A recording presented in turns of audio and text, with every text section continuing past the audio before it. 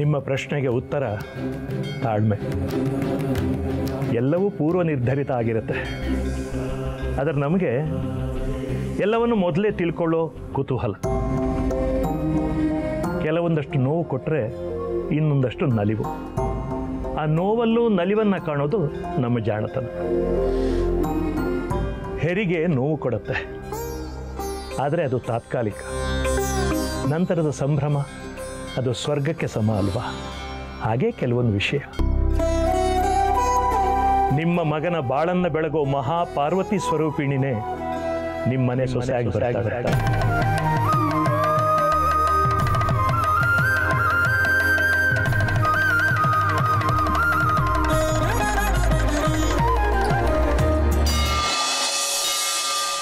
ಆದಿತ್ಯ ಲೋಕದಲ್ಲಿರೋ ಕಣ್ಣಿನ ಹುಡುಗಿನ ಇಷ್ಟಪಟ್ಟಿದ್ದ.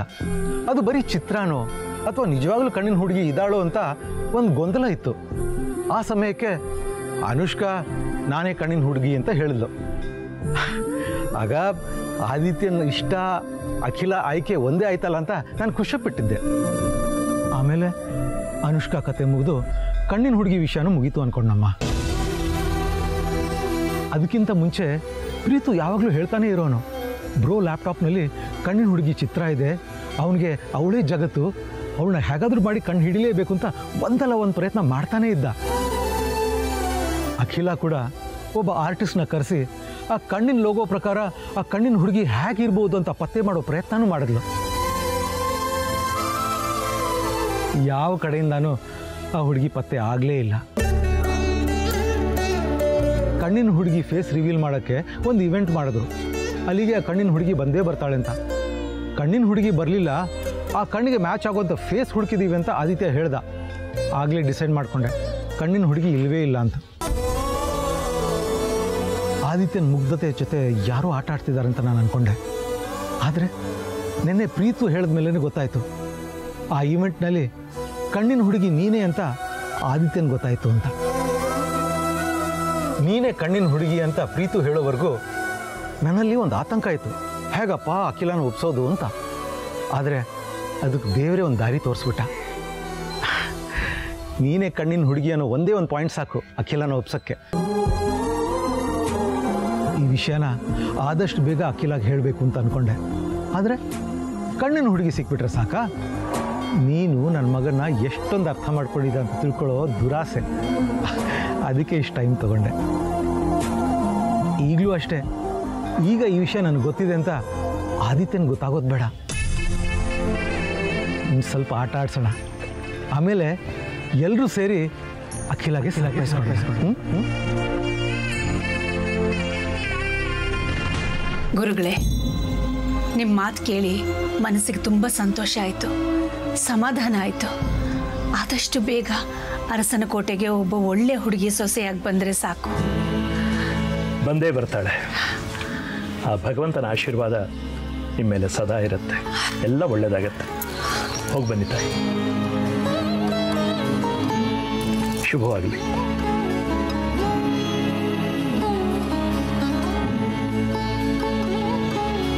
ಮಾಮಂಗಳಾರತಿ ತಯಾರಾಗಿದೆ ಅಮ್ಮ. ನಮ್ಮ ಯಜಮಾನ್ರು ಒಳಗಡೆನೇ ಇದ್ದಾರಾ? ಇಲ್ಲ ಅಮ್ಮ.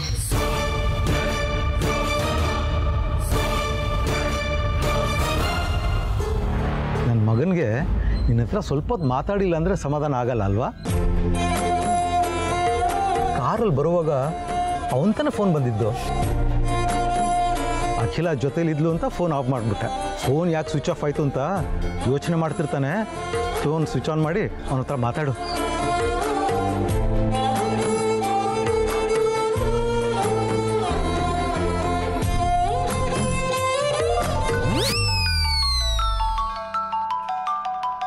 ನೋಡು, ನೀನು ಫೋನ್ ಆನ್ ಮಾಡೋದನ್ನೇ ಅವನು ಕಾಯ್ತಾ ಇದ್ದ ಅನ್ಸುತ್ತೆ.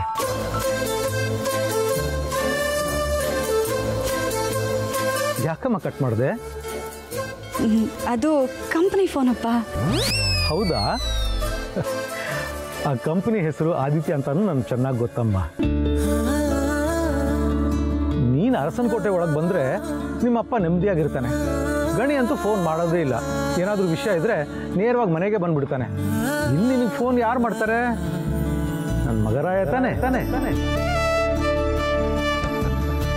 ನನ್ನ ಮಗನ ಹೆಸರು ಕೇಳಿದ್ರೆ ಸಾಕು ನಾಚಿ ನೀರಾಗಿ ಹೋಗ್ತೀಯಲ್ಲಮ್ಮ.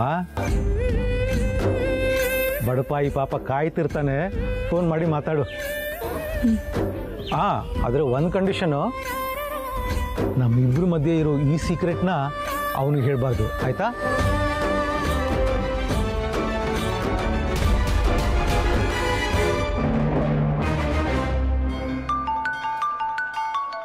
ನೀನು ಮಾತಾಡೋವರೆಗೂ ಅವ್ನು ಕಾಲ್ ಮಾಡ್ತಾನೆ ಇರ್ತಾನೆ, ರಿಸೀವ್ ಮಾಡು.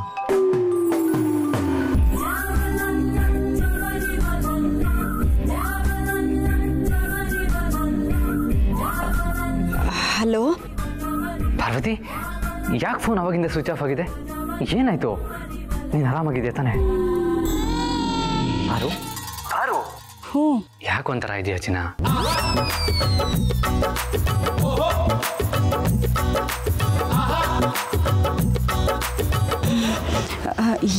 ಏನಿಲ್ಲ. ಅಲ್ಲಿ ಅಕ್ಕಪಕ್ಕ ಯಾರು ಇಲ್ಲ ತಾನೆ?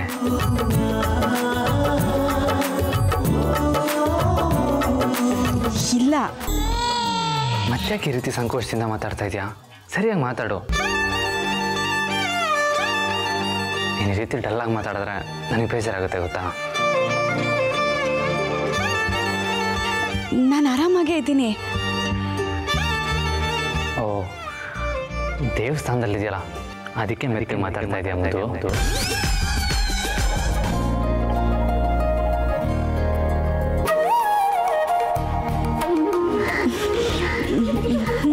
ಸರಿ ಸರಿ, ಈಗ ಅರ್ಥ ಆಯ್ತು. ಹುಷಾರು, ಅಕ್ಕಪಕ್ಕ ನೋಡ್ತಾ ಇರು. ಅಪ್ಪ ಅಮ್ಮ ಯಾರಾದರೂ ಬಂದರೆ ಕಷ್ಟ. ಅಪ್ಪ ಬಂದರೆ ಅಷ್ಟೇನೂ ಸಮಸ್ಯೆ ಆಗಲ್ಲ, ಆದರೆ ಅಮ್ಮ ಬಂದರೆ ಸಮಸ್ಯೆ ಆಗ್ಬೋದು ಅಲ್ವಾ? ಯಾಕೆ ಅಂದರೆ ನಾಳೆ ದಿನ ನಮ್ಮ ಲವ್ ವಿಷಯ ಅಪ್ಪಂಗೆ ಗೊತ್ತಾದರೂ ಅವ್ರು ಒಪ್ಕೊಳ್ತಾರೆ ಅನಿಸುತ್ತೆ. ಆದರೆ ಅಮ್ಮಂದೇ ನನಗೆ ಅನುಮಾನ. ನನಗೂ. ಏನು ಹಾಗಂದ್ರೆ ಅಮ್ಮನ ಮೇಲೆ ನಂಬಿಕೆ ಇಲ್ಲ ಅಂತನಾ? ಅಯ್ಯೋ, ಹಾಗಲ್ಲ. ಹಾಗೂ ಇಲ್ಲ ಹೀಗೂ ಇಲ್ಲ, ನಂಬಿಕೆ ಇಲ್ಲ ಅಂತಲೇ ಹೇಳು, ನನಗೇನು ಬೇಜಾರಿಲ್ಲ. ಯಾಕೆ ಅಂದರೆ ಅದೇ ಸತ್ಯ ತಾನೇ. ಬಟ್ ಅಪ್ಪ ಹಾಗಲ್ಲ, ಅಮ್ಮನಿಗಿಂತ ಸಾಫ್ಟ್. ಅದು ಅಲ್ಲದೆ ನನ್ನ ಮದುವೆ ವಿಚಾರದಲ್ಲಿ ಅಮ್ಮ ತುಂಬ ಪರ್ಟಿಕ್ಯುಲರ್ ಆಗಿದ್ದಾರೆ. ಅಪ್ಪನ ಮುಂದೆ ಬೇಕಾದರೆ ನಾನು ಧೈರ್ಯವಾಗಿ ನಿಂತು ನಾನು ಪಾರುನ ಲವ್ ಮಾಡ್ತಾ ಇದ್ದೀನಿ ಅಂತ ಹೇಳ್ಬೋದು. ಆದರೆ ಅಮ್ಮಂದೇ ನನಗೆ ಭಯ. ನೋಡೋಣ ಏನೇನಾಗುತ್ತೆ ಅಂತ. ಬಟ್ ನೀನು ಧೈರ್ಯವಾಗಿರು. ಅಪ್ಪ ಅಮ್ಮನ ಜೊತೆ ನೀನು ದೇವಸ್ಥಾನಕ್ಕೆ ಹೋಗಿರೋ ಉದ್ದೇಶ ಏನು ಅಂತ ಗೊತ್ತಾಯಿತು. ನೀನೇನು ಬೇಜಾರಾಗಬೇಡ, ಏನೂ ಆಗಲ್ಲ. ಧೈರ್ಯವಾಗಿರು, ನಾನು ನಿನ್ನ ಜೊತೆ ಇರ್ತೀನಿ. ಯಾವತ್ತಿದ್ರು ನೀನೇನು ಅದನ್ನು ಯಾರಿಂದ ತಪ್ಪಿಸೋದಕ್ಕೆ ಸಾಧ್ಯ ಇಲ್ಲ. ಪಾಪ ಅಪ್ಪ ಅಮ್ಮಂಗೆ ನಮ್ಮಿಬ್ರು ವಿಷಯ ಗೊತ್ತಿಲ್ಲ ಅಲ್ವಾ? ಅದಕ್ಕೆ ನನ್ನ ಮದುವೆ ಬಗ್ಗೆ ಮಾತಾಡೋದಕ್ಕೆ ನಿನ್ನನ್ನು ಜೊತೆಲಿ ಕರ್ಕೊಂಡು ಹೋಗಿದ್ದಾರೆ. ಪಾರು, ಅಪ್ಪ ಅಮ್ಮಂಗೆ ನಂದೇ ಯೋಚನೆ. ನಾನು ಬೇಗ ಮದುವೆ ಆಗಿ ಲೈಫಲ್ಲಿ ಸೆಟ್ಲ್ ಆಗಬೇಕು ಅನ್ನೋದು ಅವ್ರ ಆಸೆ. ಅದಕ್ಕೆ ಈ ಪ್ರಯತ್ನಗಳೆಲ್ಲ. ಆದರೆ ಒಂದಲ್ಲ ಒಂದಿನ ನಮ್ಮ ವಿಷಯ ಗೊತ್ತಾಗಲೇಬೇಕಲ್ವಾ? ಅಲ್ಲಿವರೆಗೂ ನಾವಿಬ್ರು ತಾಳ್ಮೆಯಿಂದ ಇರೋಣ. ಸರಿ ಪಾರು, ಅಪ್ಪಂಗಂತೂ ನನ್ನ ಜೀವನದಲ್ಲಿ ಏನೋ ನಡೀತಾ ಇದೆ ಅಂತ ಅನುಮಾನ ಬಂದಿದೆ. ಬಟ್ ಒಂದು ನಿಜ ಹೇಳ ಪಾರು, ನನಗೆ ಸಿಕ್ಕಿರೋ ಅಪ್ಪ ಜಗತ್ತಲ್ಲೇ ಬೆಸ್ಟ್. ಯಾಕೆ ಗೊತ್ತಾ? ನಮ್ಮಪ್ಪ ಯಾವತ್ತೂ ಹೀಗೆ ಬೇಡ, ಹಾಗೆ ಬೇಡ, ಅದು ಮಾಡು, ಇದು ಮಾಡು ಅಂತ ಯಾವತ್ತೂ ನನ್ನ ಕಟ್ಟಾಕಿಲ್ಲ. ನನಗೆ ಫ್ರೀಡಮ್ ಕೊಟ್ಟಿದ್ದಾರೆ. ನನ್ನ ಮಗ ಯಾವತ್ತೂ ದಾರಿ ತಪ್ಪಲ್ಲ ಅನ್ನೋ ನಂಬಿಕೆ ಅವ್ರಿಗಿದೆ. ನಮ್ಮ ವಿಷಯ ಹೇಳಿದ್ರೆ ಅವ್ರು ತುಂಬ ಖುಷಿ ಪಡ್ತಾರೆ ಪಾರು. ನಮ್ಮ ಪ್ರೀತಿನ ಒಪ್ಕೊಳ್ತಾರೆ, ಯಾವುದನ್ನು ವಿರೋಧಿಸಲ್ಲ.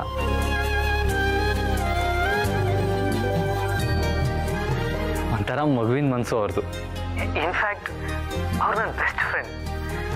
ಅಂಥವ್ರನ್ನ ಅಪ್ಪನಾಗಿ ಪಡ್ಕೊಳ್ಳೋದಕ್ಕೆ ನಾನು 7 ಜನ್ಮ ಪುಣ್ಯ ಮಾಡಿದ್ದೆ. ಅದರಲ್ಲೂ ನೀನೇ ನನ್ನ ಕಣ್ಣಿನ ಹುಡುಗಿ ಅಂತ ಅವ್ರಿಗೆ ಗೊತ್ತಾದರೆ ತುಂಬಾ ಖುಷಿ ಪಡ್ತಾರೆ.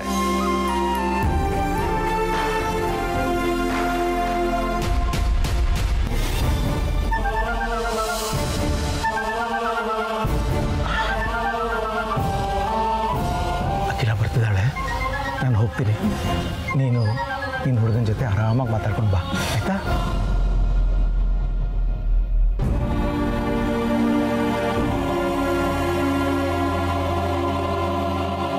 ಅಖಿಲ, ಎಲ್ಲೋಗ್ಬಿಟ್ಟಿದ್ರಿ ರಘು? ಇಲ್ಲೇ ಕೂತ್ಕೊಂಡು ರೆಸ್ಟ್ ಮಾಡ್ತಿದ್ದೆ. ಕಾಲು ನೋವು ಹೇಗಿದೆ ಈಗ? ಹಾಂ, ಈಗ ಸ್ವಲ್ಪ ಕಮ್ಮಿ ಆಗಿದೆ, ಆರಾಮಾಗಿದ್ದೀನಿ. ಮಹಾಮಂಗಳಾರತಿಗೆ ತಯಾರಿ ಆಗಿದೆಯಂತೆ, ಹೋಗೋಣ ಹೋಗೋಣ ಹೋಗೋಣ. ಬನ್ನಿ. ಆರು ಹೇಳಿ ಯಜಮಾನ್ರೆ. ಅಬ್ಬಾ, ಆಗ್ಲಿಂದ ಈ ಸ್ವೀಟ್ ವಾಯ್ಸ್ ಎಲ್ಲಿ ಮರೆಯಾಗಿತ್ತು? ಎಲ್ಲೂ ಇಲ್ಲ, ಇಲ್ಲಿ ಜೋರಾಗಿ ಮಾತಾಡೋ ಪರಿಸ್ಥಿತಿಲಿ ನಾನು ಇರಲಿಲ್ಲ. ಆದರೆ ಯಾಕೆ ಏನು ಅಂತ ಕೇಳಬೇಡಿ. ಆಯ್ತಾಯ್ತು, ಕೇಳಲ್ಲ ಬಿಡು.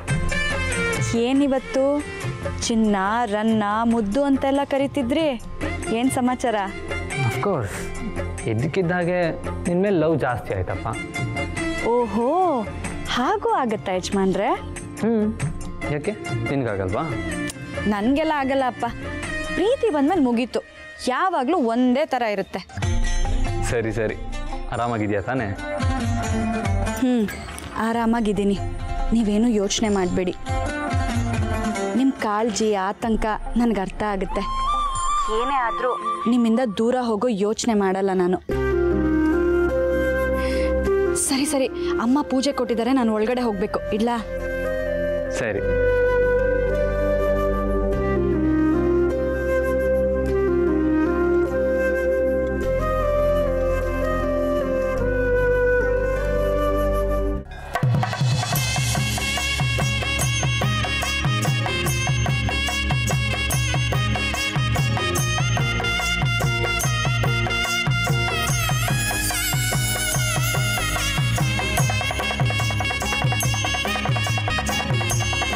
ನಿಮ್ಮನೆ ಬೆಳಗೋ ಎಣ್ಣೆ ನಿಮ್ಮನೆ ಸೊಸೆಯಾಗಿ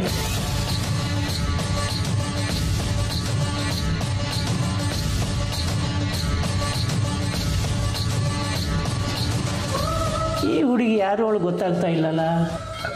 ಪಾರ್ವತಿ ಅಂತ. ನಮ್ಮನೆ ಕೆಲ್ಸದವಳು.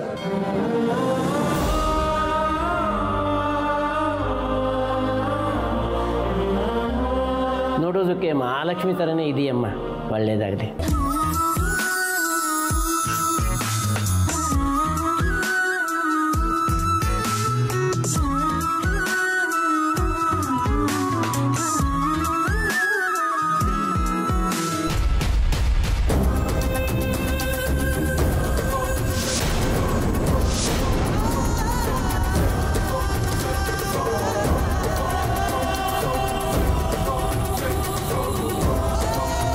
ಅಖಿಲ ಬಂದಾಗ ತಟ್ಟೆ ಅವಳ ತಾನೇ ಹಿಡ್ಕೊಂಡು ಬಂದ್ಲು,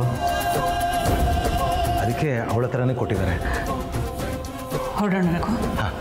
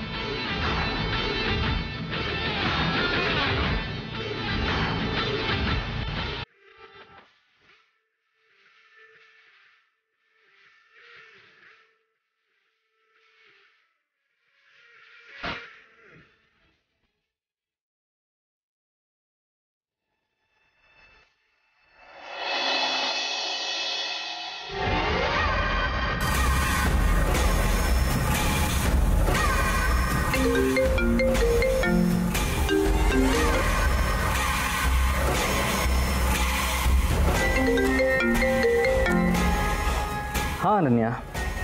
ಸರ್, ನಾನು ಆಗಲೇ ಫೋನ್ ಮಾಡಿದಾಗ ನೀವು ಆಮೇಲೆ ಫೋನ್ ಮಾಡ್ತೀನಿ ಅಂತ ಹೇಳಿದ್ರಿ. ನಿಮ್ಮ ವಾಯ್ಸಲ್ಲಿ ಟೆನ್ಷನ್ ಇತ್ತು. ಏನಾಯಿತು ಸರ್? Is everything okay? ಹಾಂ ಅನನ್ಯ, ಇವಾಗೆಲ್ಲ ಓಕೆ.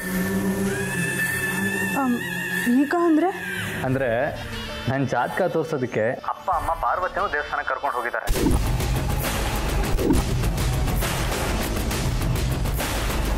ಅದಕ್ಕೆ ಅಲ್ಲಿ ಏನಾಯಿತು ಅಂತ ವಿಚಾರಿಸೋದಕ್ಕೆ ಪಾರ್ವತಿಗೆ ಫೋನ್ ಮಾಡ್ತಾ ಇದ್ದೆ. ಸ್ವಿಚ್ ಆಫ್ ಅಂತ ಬರ್ತಾಯಿತ್ತು. ಈಗ ಒಂದು ಸ್ವಲ್ಪ ಹೊತ್ತು ಮುಂಚೆ ಕಾಲೇಜ್ ಸಿಕ್ಕಲ್ಲು ಮಾತಾಡಿದೆ. ಅದಕ್ಕೆ ಕೂಲಾಗಿದ್ದೀನಿ. ಹೌದಾ? ಏನಾಯ್ತಂತೆ ದೇವಸ್ಥಾನದಲ್ಲಿ?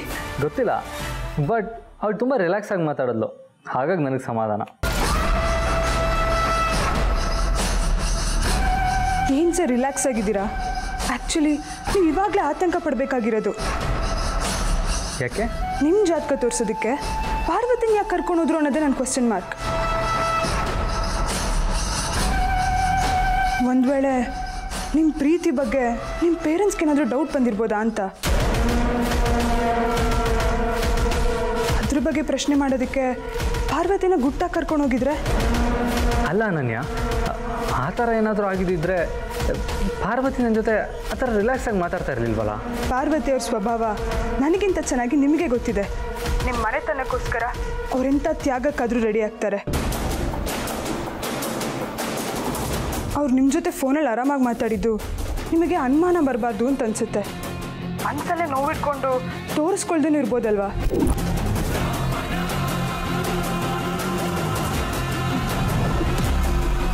ಹಾಗೇನಾದರೂ ಆಗಿದ್ರೆ ಏನು ಮಾಡೋದು ಅನನ್ಯ? ಡೋಂಟ್ ವರಿ ಸರ್, ನಿಮ್ಮ ಪ್ರೀತಿಗೆ ನನ್ನ ಸಪೋರ್ಟ್ ಇದ್ದೇ ಇರುತ್ತೆ. ನಾನು ಪಾರ್ವತಿ ಅವ್ರ ಜೊತೆ ಮಾತಾಡ್ತೀನಿ. ಅವ್ರು ನಿಮ್ಮನ್ನ ಅವಾಯ್ಡ್ ಮಾಡೋದಕ್ಕಾಗಲಿ ಇಲ್ಲ ನಿಮ್ಮಿಂದ ದೂರ ಆಗೋದಕ್ಕಾಗಲಿ ನಾನು ಅವಕಾಶ ಮಾಡಿಕೊಡಲ್ಲ. Thank you so much Ananya. You most welcome sir. ಸರಿ ಅನನ್ಯ.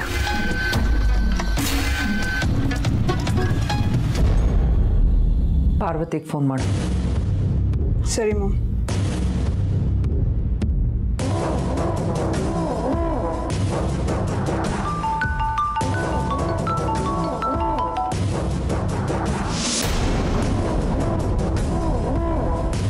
ಏನಾಯ್ತು? ನನ್ನ ಫೋನ್ನೇ ಕಟ್ ಮಾಡ್ತಾಳೆ.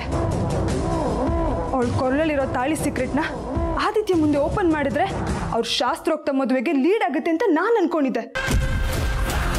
ಆದ್ರೆ ಇಲ್ಲಿ ನೋಡಿದ್ರೆ ಆ ಈಡಿಯಟ್ ಬೈಕ್ ಟೇಪ್ ಅಂಟಿಸ್ಕೊಂಡು ನಮಗೆ ಟೆನ್ಷನ್ ಕೊಡ್ತಾ ಇದ್ದಾನೆ. ಮೊದಲೇ ಆ ಕೆಲಸದೊಳು ದೊಡ್ಡ ತ್ಯಾಗಮಯಿ. ಈಗ ಅಖಿಲ ತನ್ನ ಮಗನಿಗೋಸ್ಕರ ಇನ್ನೊಂದು ಹುಡುಗಿ ಹುಡ್ಕೋದು, ಆ ಹುಡುಗಿನೇ ಬೆಸ್ಟ್ ಅಂತ ಅನ್ಸೋದು. ಆಮೇಲೆ ಆ ಪಾರ್ವತಿ ಅಖಿಲನ ಘನತೆ ಗೌರವಕ್ಕೋಸ್ಕರ ತನ್ನ ಪ್ರೀತಿನ ತ್ಯಾಗ ಮಾಡಿಬಿಟ್ರೆ ನಾವು ಎಲ್ಲಿಗೆ ನಾವು ಹೋಗಿ ಸಾಯೋದು? ಆ ತಾಳಿ ಸೀಕ್ರೆಟ್ ಅವ್ನಿಗೆ ಗೊತ್ತಾಗ್ತಿದ್ದಂಗೆ ಆ ವಿಷಯನ ನಾನು ಅಖಿಲಂಗೆ ಗೊತ್ತು ಮಾಡಬೇಕಾಗಿತ್ತು.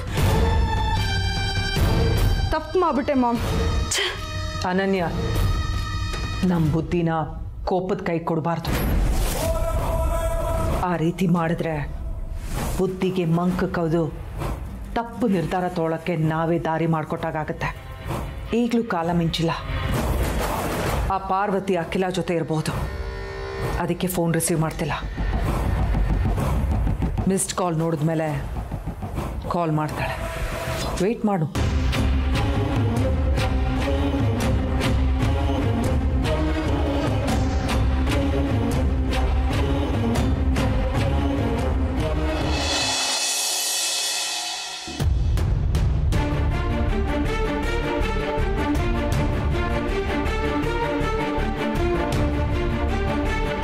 ಪ್ರೀತು, ಸಂಜೆ ಆಗ್ತಾ ಬಂತು, ಪಾರ್ವತಿನ ಇನ್ನೂ ಬರಲಿಲ್ವಲ್ಲ?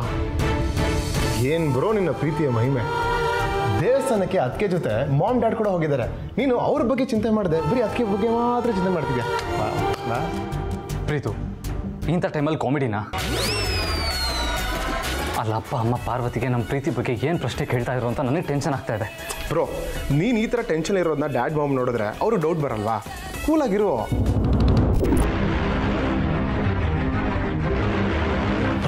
Dad ma'am.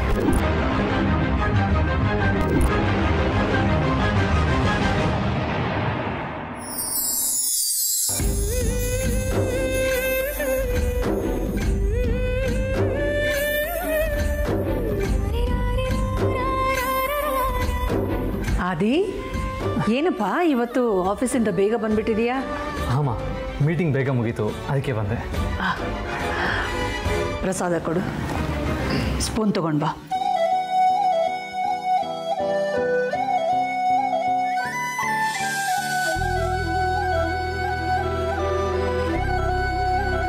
ಆದಿತ್ಯ, ಈ ಸಲ ನಾವು ನೋಡೋ ಹುಡುಗಿ ಜೊತೆ ನಿನ್ನ ಮದುವೆ ಯಾವ ವಿಘ್ನಾನೂ ಇಲ್ಲದೆ ನಡೀಲಿ ಅಂತ ಪೂಜೆ ಮಾಡ್ತಂದಿರೋ ಪ್ರಸಾದ ಇದು.